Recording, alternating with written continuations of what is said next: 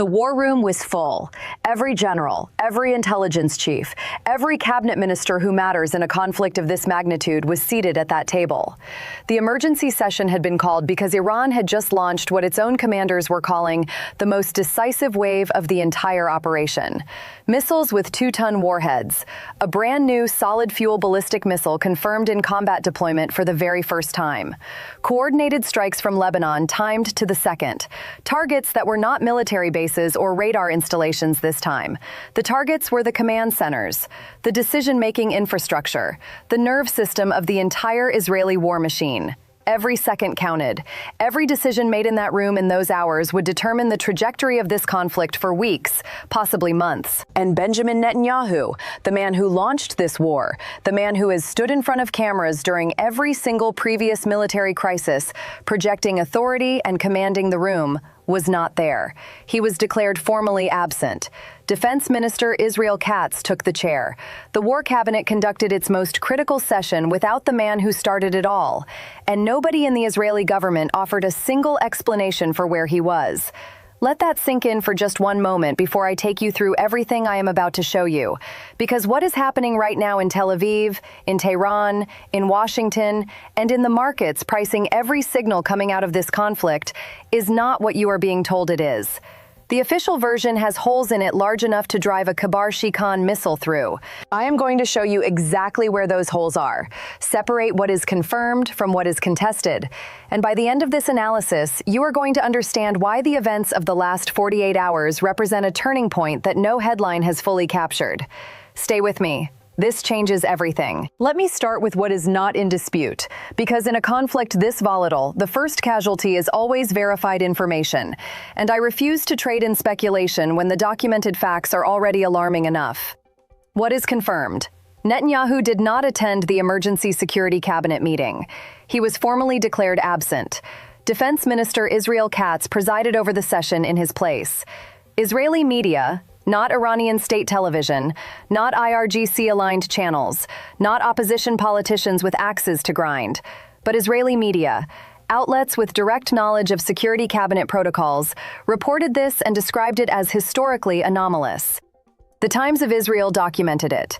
Israeli journalists who cover the security establishment for a living said clearly and without ambiguity that a sitting prime minister does not miss a security cabinet session during an active military conflict. That protocol exists for a reason, and that reason is precisely this moment, when the country is absorbing the most intense strike package it has faced in this entire conflict and needs visible, credible, documented command at the top. Now, I want you to think about something. Think about every previous Israeli military crisis of the last 2 decades. The 12-day war, the Gaza operations. Every escalation, every bombing campaign, every moment when rockets were falling and sirens were wailing across Israeli cities. What did Netanyahu do in every single one of those situations without exception? He appeared on camera, immediately, repeatedly, standing at a podium or in front of a war room backdrop, projecting command, projecting control, projecting the image of a leader who is physically present and personally directing the response. That is not an accident of personality. That is a deliberate, consistent political strategy he has executed without deviation across more than a decade in power. He understands better than almost any living politician that in a security crisis, the visibility of leadership is itself a strategic asset. It stabilizes your population, signals resolve to your adversaries, reassures your allies, and insulates you politically from opposition waiting for a moment of weakness. Benjamin Netanyahu has never, not once, allowed a significant security crisis to pass without putting himself in front of a camera within hours.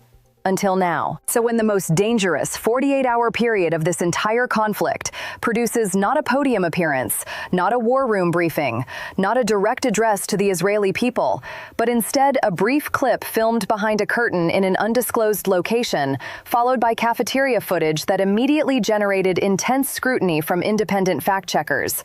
When that is the response from one of the most media-savvy political operators in the world during the single most critical moment of his leadership, that deviation from every established pattern is itself an analytical data point.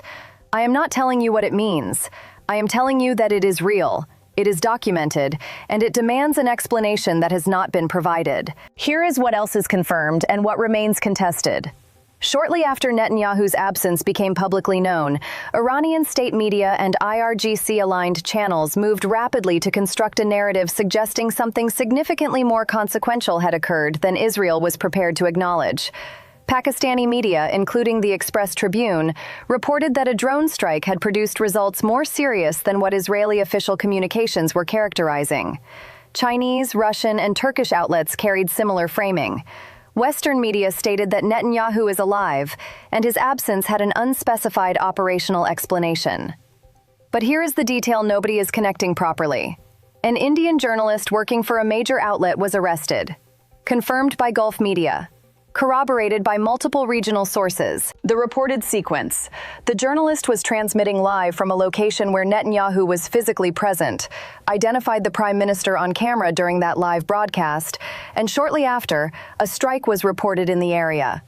The journalist was arrested for exposing Israeli national security. If the official justification for that arrest is accurate, it means Netanyahu was at a specific sensitive location whose coordinates were effectively disclosed in real time to anyone watching that broadcast. The arrest itself is confirmed. The operational sequence connecting that disclosure to what followed is contested. I cannot resolve it with available evidence.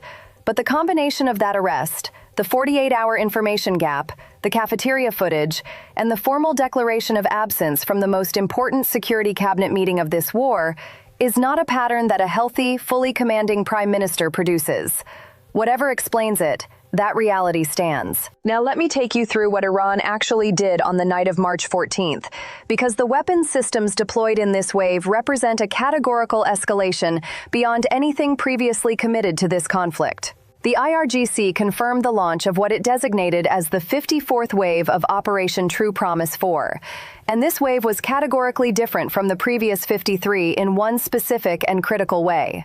For the first time in this conflict, Iran deployed ultra-heavy ballistic missiles against what it described as Israeli decision-making centers.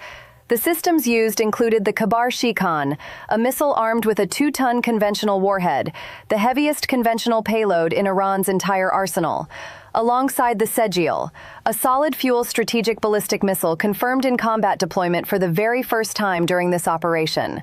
The Sejjil represents a fundamentally different category of threat.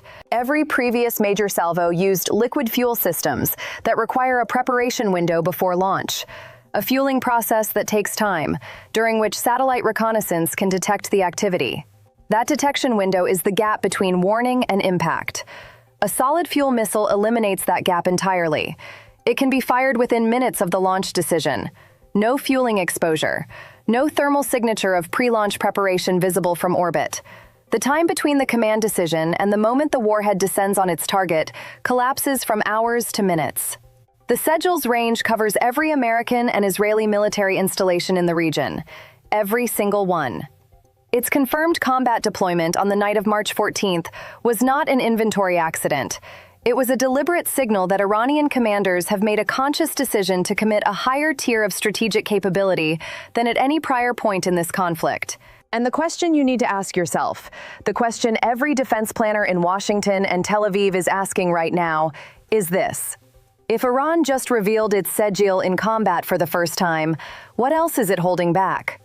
Leave your answer in the comments, because that question is going to define the next chapter of this war. And then there is the targeting logic, which is where this becomes truly unprecedented. When you target military hardware, you degrade a country's capacity to fight. That is conventional military targeting. Damaging, costly, strategically significant. But when you target decision-making infrastructure, command centers, communications relay stations, intelligence processing facilities, the physical locations where military orders are generated, transmitted, and coordinated, you are doing something categorically different. You are not trying to break the weapons. You are trying to break the organizational coherence that makes weapons effective. You are attacking the brain, not the muscle. You are trying to produce a condition where an army still has missiles and jets and tanks, but cannot function as a unified entity because the communication architecture coordinating those assets has been degraded beyond operational effectiveness. That is the targeting logic Iran committed to on the night of March 14th. And when you combine that targeting logic with an active 48-hour information gap around the physical whereabouts of the man at the very top of the command structure that Iran was targeting, I need you to sit with that combination, because it is not something strategic analysts will walk past lightly. Simultaneously, while the Kibar Shikan warheads were descending, Hezbollah launched its coordinated assault from southern Lebanon. And here's the detail that is the most underreported element of this entire night. Israeli military sources, not Iranian propaganda, not Hezbollah press releases, but Israeli military analysts cited in the Israeli press, described the level of command, control, and synchronization demonstrated in the Hezbollah component as inconsistent with the characterization of Hezbollah as a degraded and weakened force that Israeli government communications had been presenting for months. They did not describe a militia getting lucky. They described an organization demonstrating high-level operational coherence, synchronizing its strikes to coincide with the Iranian primary wave, hitting targets chosen to maximize stress on Israeli defensive systems already saturated by the main assault. The official Israeli narrative had been clear. Hezbollah's command and control had been disrupted beyond significant function, its large-scale coordination capacity permanently reduced.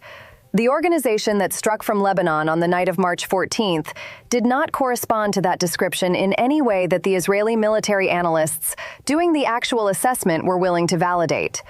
That narrative did not survive the night of March 14th, and what that means for every family living in the communities of northern Israel, communities the Israeli army itself has told its own soldiers not to patrol because it cannot guarantee their safety, is something that no official communication is addressing honestly. Now let me talk about the Iron Dome, because this is where we enter territory that official communications from Tel Aviv are navigating extremely carefully. During the 54th wave, Iron Dome fired 31 interceptors. 31. And the missiles still hit. Ben Gurion Airport, the primary international gateway of the most heavily defended small nation on Earth, was struck. Multiple warheads reached decision-making infrastructure in central Israel. The interception rate against ultra-heavy ballistic missiles is categorically different from the rates Iron Dome achieves against shorter-range rocket systems. And the gap between the system's demonstrated performance against this class of weapon and the public confidence built around Israeli air defense over the last decade is a gap that every adversary in this region is now calculating with fresh data. This is not an argument that Iron Dome is worthless. It is an argument that its effectiveness envelope has specific limits at the high end of adversary capability, and those limits were documented in combat on the night of March 14th. The perception consequences of that fact extend far beyond Israel, across every regional actor currently updating their own strategic calculations. Deterrence is not a function of pure military capability. It is a function of perception, of the adversary's belief that the costs of action outweigh the potential gains. When the actions of the last 48 hours are processed by every actor in this region calculating their own position and interests, the perception being updated is not the one that strengthens Israel's deterrence posture. That is the strategic reality that no press briefing is prepared to say out loud. Here is the economic dimension, because it reaches every person watching this, regardless of proximity to the conflict. Israel's war is costing its economy approximately $3 billion per week in direct losses. The American side is running at approximately $1 billion per day. Combined, roughly $10 billion per week is being consumed by a conflict in which neither side has publicly declared what conditions would end it. Now add this. The Brent crude price chart froze. Not during market hours. The crude market is continuous. Public-facing price data stopped updating in real time for approximately 2 days. Anyone monitoring energy markets noticed. When the Strait of Hormuz has been closed for 15 consecutive days, when a major international airport has been struck, when Gulf energy infrastructure has been hit across multiple countries, when commercial shipping has been eliminated from the primary regional maritime corridor, in that environment, a freeze in publicly displayed crude price data is not a server outage. It is a signal that something in the information architecture of energy markets was being managed in a way that normal public data flow could not accommodate. I am not speculating about motive.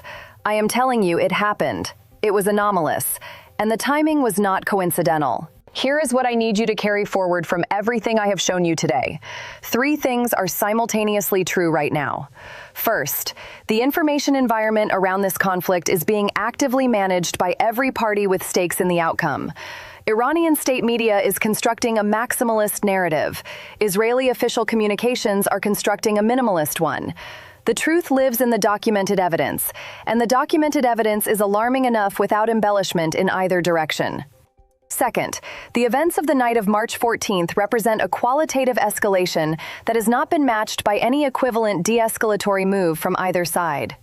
The Sejjil's combat debut, the 2-ton warheads, the targeting of decision-making infrastructure, the demonstrated Hezbollah coordination. These are not a continuation of previous operational tempo.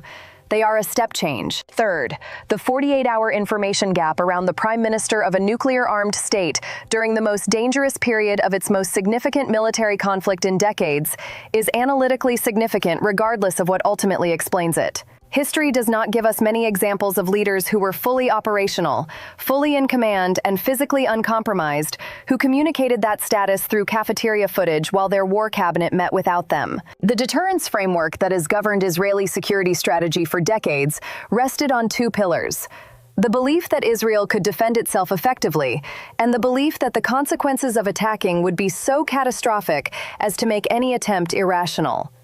The night of March 14th tested both pillars simultaneously. 31 interceptors fired. Missiles still reached Ben Gurion. Ultra-heavy warheads struck decision-making infrastructure in central Israel for the first time in this conflict. A second front from Lebanon demonstrated coordination that official communications had described as already eliminated. And the Prime Minister was absent from the room where the response was being planned.